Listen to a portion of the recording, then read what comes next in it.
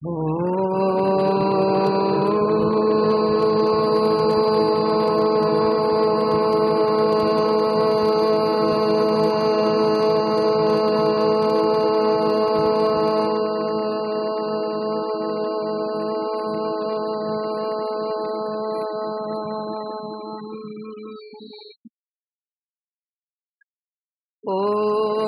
अग्ने व्रतपते व्रतं चरिष्यामि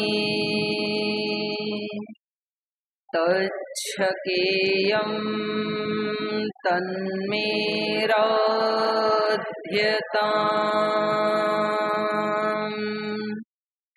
इदमहमनृतात् सत्यमुपैमि ॐ सहनाववतु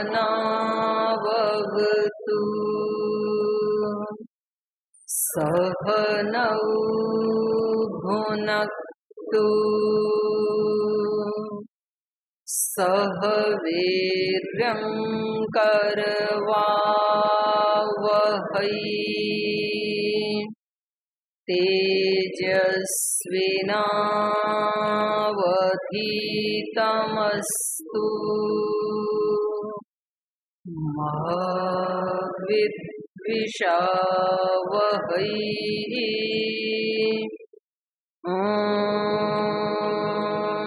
शांति शांति शांति।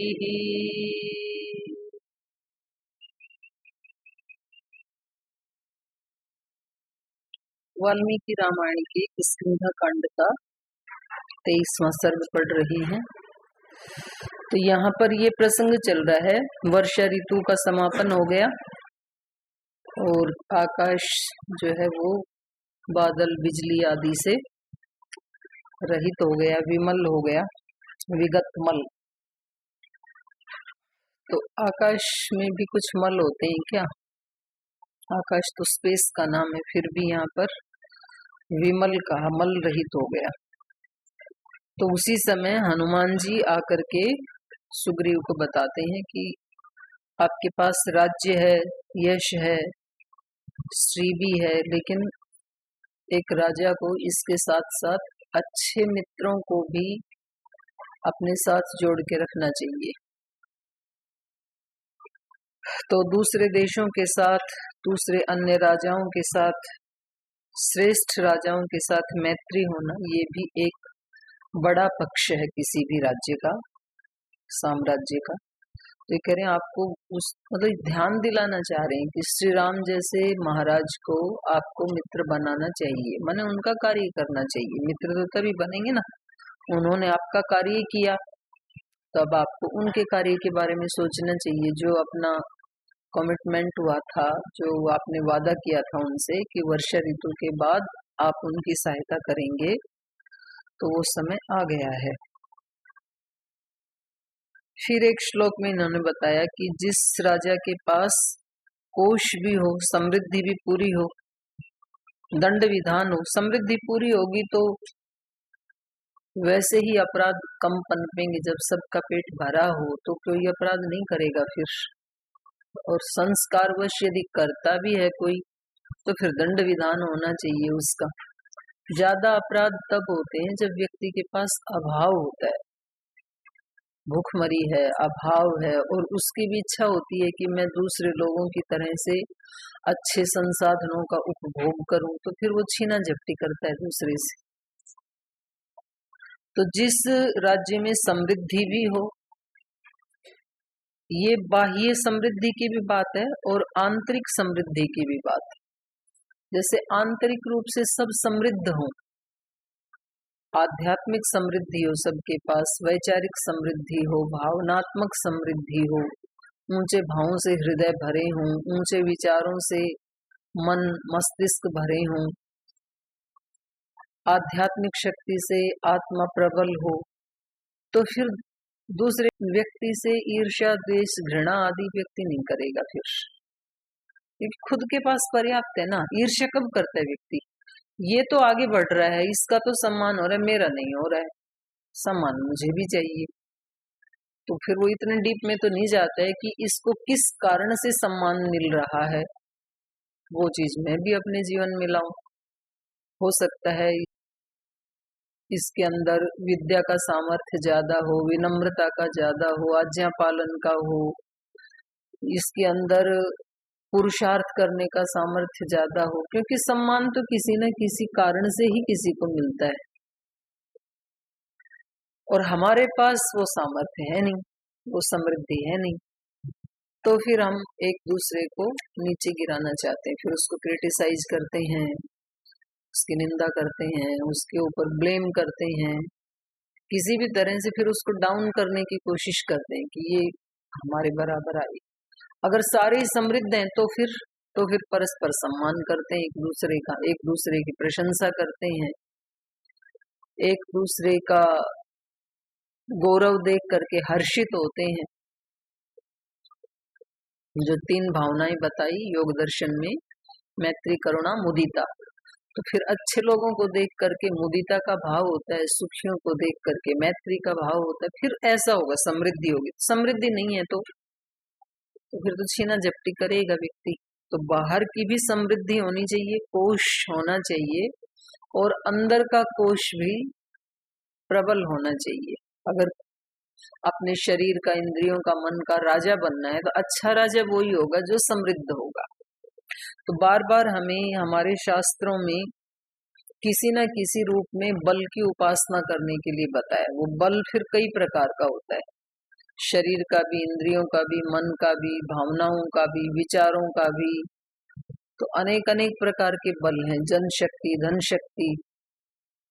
तो सबसे पहले तो ये होना चाहिए, व्यक्ति को निर्बल नहीं होना चाहिए, ये बताया इस श्लोक में। कोशश्च, अंदर का कोश भी स्ट्रांग हो और आंतरिक भी, तो दोनों तरफ समृद्धि होनी चाहिए, तो सुखी रहेगा राजा और महत्ता को प्राप्त होगा। महद अश्नुते, महत्ता का आस्वादन करेगा, नहीं तो अल्प ही बना रहेगा। फिर डेफिशिएंसी है, यदि निर्धनता है, दरिद्रता है, किसी भी प्रकार की दरिद्रता है, तो फिर तो अल्प ही बना रहेगा, फिर तो महत्ता का आस्वादन तो नहीं कर पाएगा।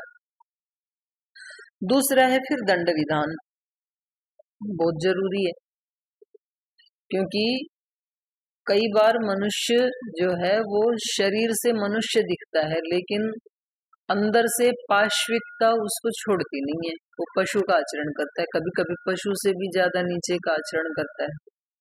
तो उसके लिए दंड विधान भी बहुत जरूरी है। और 99 व्यक्ति नहीं करते हैं और एक व्यक्ति करता है, तो वो एक व्यक्ति 99 की नाक में दम कर देता है, एक उद्दंड व्यक्ति। तो उस एक को दंड देने के लिए दंड व्यवस्था भी बहुत जरूरी, वो भी होनी चाहिए राजा के पास। और ये दंड व्यवस्था तो ईश्वर भी रखते हैं अपनी सृष्टि में। किसी ने पूछा कि भाई ईश्वर के जो विशेषण हैं, तो वो दयालु भी है और न्यायकारी भी है, तो ये दोनों विशेषण एक साथ कैसे हो सकते हैं? दयालु और न्यायकारी दोनों एक साथ कैसे हो सकते हैं? ईश्वर दयालु क्यों है? दयालु तो उसको कहते हैं ना भाई, जो क्षमा कर दे अपराध करने पर भी, उसको तो दयालु कहते हैं। और क्षमा करता नहीं है ईश्वर, न्यायकारी है तो दंड भी देता है, तो दोनों परस्पर विरोधी है ना गुण। तो इसका उत्तर कल दे दियो, आप दियो इसका उत्तर। एक ही साथ दयालु और न्यायकारी कैसे हो सकता है? तो ईश्वर भी दंड विधान को फॉलो करते हैं, ईश्वर भी दंड देते हैं कर्मों के अनुसार। मित्राणि आत्मज, अच्छे मित्र भी होने चाहिए। तो शास्त्रों में बताया सुहृत प्राप्ति अपने आप में एक सिद्धि है, अष्ट सिद्धियों में किसी ऐसे मित्र की प्राप्ति होना ये अपने आप में एक बहुत बड़ी उपलब्धि है। और आत्मज, आत्मा के पीछे तो सब कुछ है ही, आत्मा तो सेंटर में है। तो यदि सेंटर ही कमजोर पड़ गया तो पूरा देश कमजोर पड़ ही जाएगा। व्यक्ति का यदि सेंटर आत्मा कमजोर पड़ गई तो फिर तो उसका मनोबल, बुद्धि बल, विचार बल सब कमजोर पड़ ही जाएगा। वीक आत्मा तो कुछ भी नहीं कर सकती है। तो ये सब, ये चारों समवेतानि सर्वाणि स राज्यम महदश्नुते, बड़ा एक संदेश दिया इस श्लोक के माध्यम से, हनुमान जी के मुख से कहलवाया है यहाँ पर महर्षि वाल्मीकि जी ने। तो इसलिए वो कह रहे हैं तद भगवान वृत्त संपन्न हो, आप बड़े व्यवहार कुशल हैं। अब किसी को ठीक व्यवहार में, कोई व्यवहार की गलती कर रहा है और उसको हम कहें कि आप तो बड़े व्यवहार कुशल हो, फिर वो तुरंत अलर्ट हो जाएगा। और हम कहीं इसको व्यवहार आता ही नहीं है, तो फिर और थोड़ा डाउन चला जाएगा वो। तो यहाँ पर ये उत्साह देकर उनसे काम करवा रहे हैं। तद भगवान वृत्त संपन्न स्थित निरत्यय पथि, और आप निरत्यय पथि स्थित सदाचार के मार्ग पर, सन्मार्ग पर आप आरूढ़ हैं। इसलिए मित्रार्थम अभिनीतार्थम, अभिनीत अर्थ, अभिनीत प्रयोजन, लाया हुआ प्रयोजन, जो आप संकल्प करके आए थे, उनका प्रयोजन क्या है? सीता माता का अन्वेषण करना। मित्रार्थम अभिनीतार्थम, अपने मित्र श्री राम के प्रयोजन को पूरा करने के लिए जो आपने संकल्प लिया था, उसको यथावत कर्तुम अर्हति। मनुष्य होकर के अच्छे संकल्प ना लेना, ये भी बहुत बुरी बात है। बस संकल्प लेके उसको पूरा ना करना, वो उससे भी बुरी बात है। इससे अच्छा तो संकल्प लेते ही नहीं, फिर कोई कहे कि ठीक है जी संकल्प लेंगे ही नहीं हम तो ये भी बुरी बात है। मनुष्यों के अच्छे बड़े संकल्प ना लें तो फिर बड़े संकल्पों को पूरा कौन करेगा? गाय भैंस भेड़ बकरी तो करेंगे नहीं, तो मनुष्य ही तो करता है बड़े बड़े संकल्प। सब मनुष्यों को सुखी करने का, पशु पक्षियों को, सृष्टि को, पेड़ पौधों को सुख, ऐसे ऐसे संकल्प तो मनुष्य ही ले सकते हैं।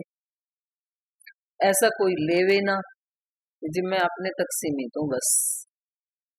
तो फिर ये गुरु जी बताते हैं ऐसे कि भाई मनुष्य होकर के जीवन में कोई बड़ा संकल्प ना लेना, ये मानव जीवन का अपमान करना है। और संकल्प लेके पूरा ना करना, वो उससे भी बुरी बात है। तो ये याद दिला रहे हैं कि आपने जो संकल्प लिया था उसको अब आप पूरा करिए। तो ये हमने कल पढ़ा था। पीछे के पाठ से किसी को कुछ पूछना है? कोई प्रश्न? क्यों ऐसी समाधि अवस्था में कैसे पहुंचे आप? महदाश्चर्य। चलो आगे चलो।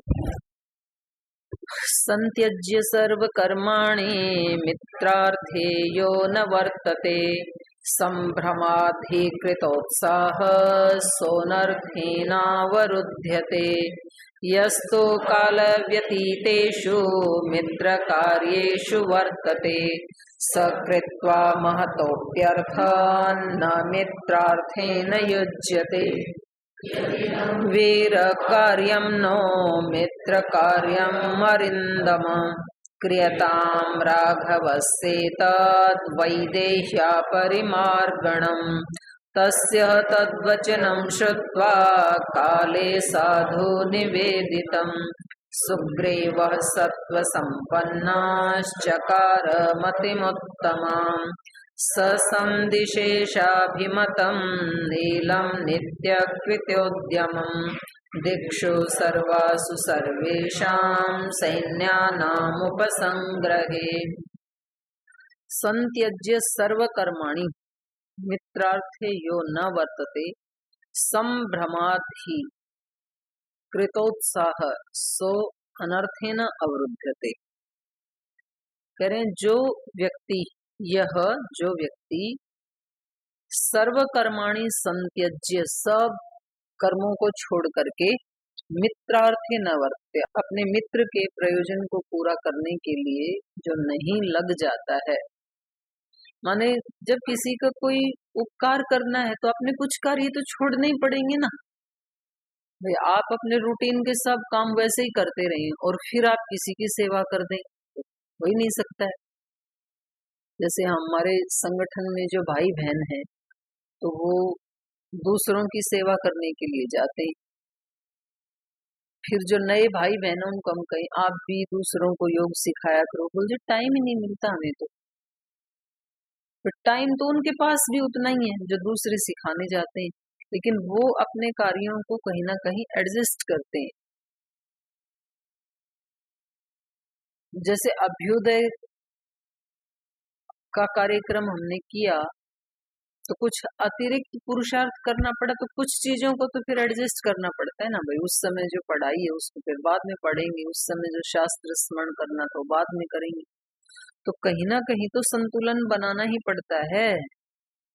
तो यदि इनका कार्य करना है, किसी मित्र का कार्य करना है, यहाँ पर श्री राम का कार्य करना है, तो फिर दूसरे कार्यों को तो छोड़ना पड़ेगा जो अपने रूटीन वर्क हैं या जो मौज मस्ती के कार्य हैं, खेल कूद के कार्य, उनको छोड़ना पड़ता है। आपको शास्त्र स्मरण के लिए यदि 1-2 घंटे निकालने हैं, पक्का करना है, तो आपको कुछ कामों को तो छोड़ना ही पड़ेगा। जहाँ आप 1.5-2 घंटा खेलते थे तो अब आप आधा घंटा खेलो, 15 मिनट खेलो, या सुबह योगाभ्यास करते 1 घंटा उसी से काम चला लो, शाम को पढ़ो, कुछ तो करना पड़ेगा। खाने में बैठ करके आधे घंटे तक, पौने घंटे तक खाते रहते थे, बतियाते रहते थे, तो अब मौन बैठ करके खाओ और अपना 15-20 मिनट में खा के चुपचाप वापस आ जाओ। तो ऐसे निकालना पड़ता है थोड़ा थोड़ा टाइम।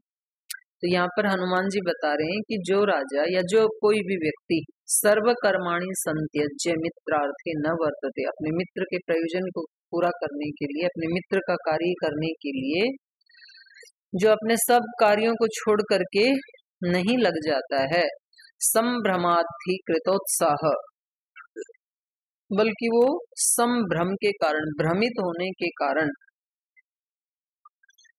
कृतोत्साह जो मोह में फंसने के कारण, जो उत्साह नहीं दिखाता है जो विशेष रूप से, तो वह अनर्थेन अवरुध्यते, उसके जीवन में फिर अनर्थ आने लगते हैं। अर्थ किसी प्रयोजन में नहीं लगोगे तो अनर्थ अपने आप ही हो जाएगा ना। जीवन का या तो कोई अर्थ होना चाहिए, नहीं तो जीवन का अनर्थ तो हो ही जाएगा। कभी कभी कोई बुरा काम होता है तो हम बोलते हैं ना भाई तो अनर्थ हो गया। अनर्थ का मतलब क्या है? बुरा प्रयोजन या निष्प्रयोजन, कोई प्रयोजन ही नहीं रहा, फिर कुछ बुरा हो जाना, उसको कहते हैं भाई अनर्थ हो गया, बहुत बुरा हो गया ये जीवन में। बहुत बुरा क्या है? अर्थ का न होना ही अनर्थ है। तो अर्थ के अब 2 प्रयोजन है। अर्थ मतलब समृद्धि, अर्थ माने जीवन का कोई बड़ा प्रयोजन। अगर कोई प्रयोजन नहीं है, खा रहे हैं, सो रहे हैं, जी रहे हैं, फिर तो पशु भी कर ही रहे हैं ये काम। तो पशु में, पेड़ पौधों में, मनुष्य में अंतर क्या रहा? कोई प्रयोजन ही नहीं है मनुष्य जीवन का। और ऐसी बहुत लंबी संख्या है, बड़ी संख्या है देश में। और ये केवल वो ही लोग नहीं हैं जिनको कोई रोजगार नहीं मिला, बेरोजगार हैं, केवल वही लोग नहीं है ये निष्प्रयोजन अनर्थ वाले। जिनके पास खूब समृद्धि है वो भी अनर्थ कर रहे हैं, वो भी अनर्थ में फंसे। वो उनको मिल तो गया किसी परंपरा से, कुल खानदान से, जैसे तैसे, पर उसको कहाँ लगाएं और क्या प्रयोग करें उसका।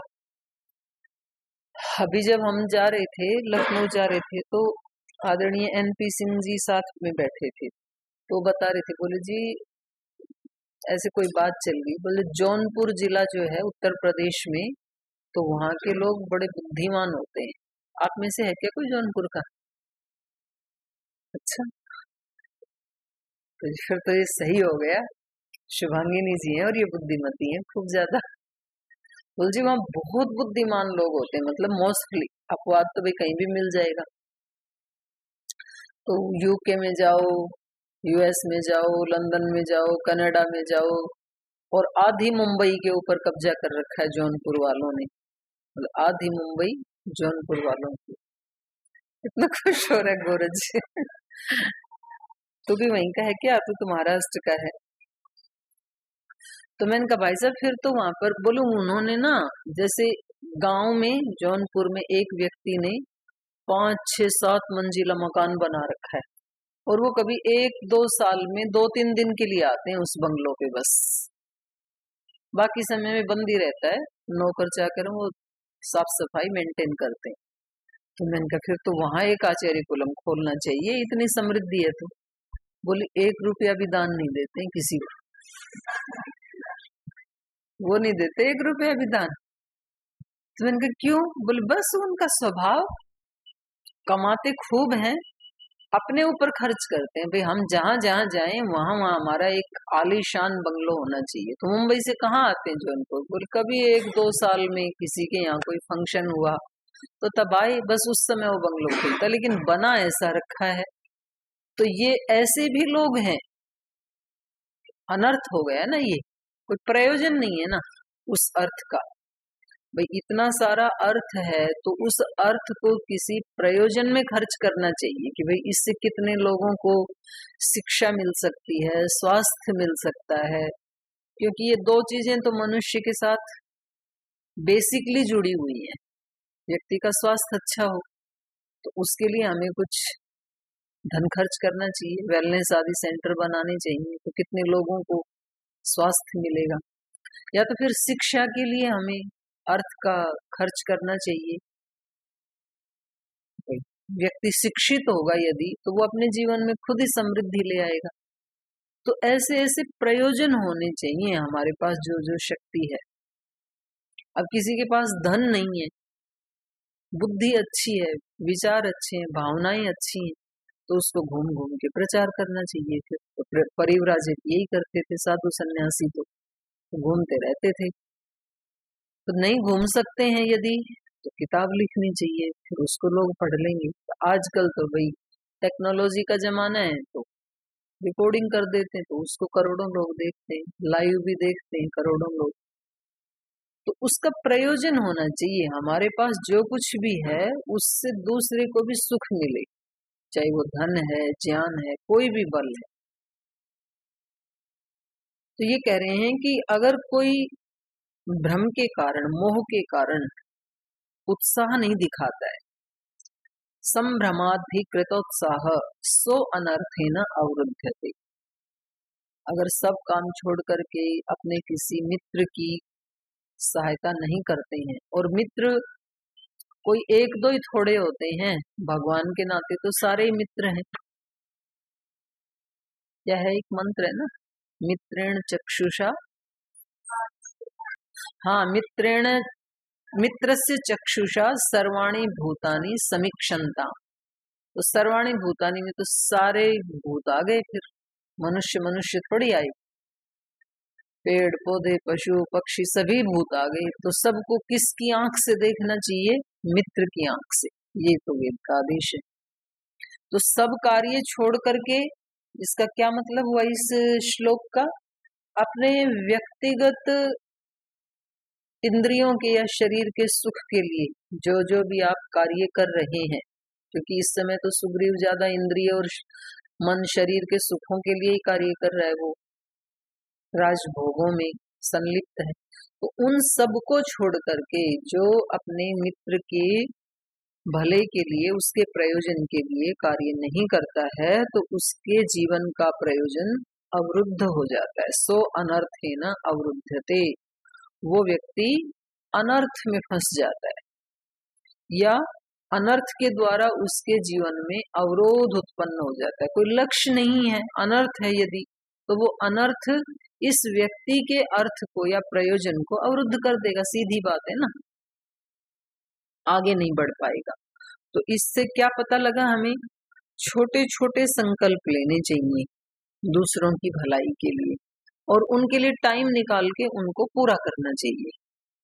गाय की सेवा कर सकते हैं आप, अपने यहाँ जैसे आश्रम में रहते हैं तो थोड़ा किचन में आप सहायता दे सकते हैं।